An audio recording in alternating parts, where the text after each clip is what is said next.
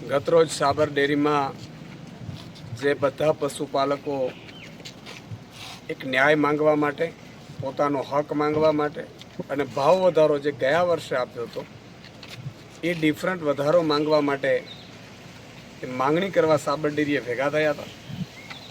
એમાં એવી સ્થિતિ કરીને ઊભી રાખી ભાજપના રાજમાં કે ભાજપે પોલીસથી લાઠીચાર્જ કરાવી ટીયર ગેસ છોડવામાં આવ્યા.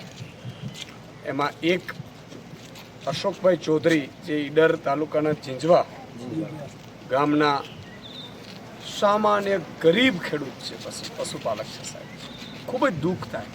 એનું મકાન બનાવી શકાય એવી સ્થિતિમાં નથી. એમને ત્યાં આજે હું અને આખી અમારી ટીમ આવી હતી.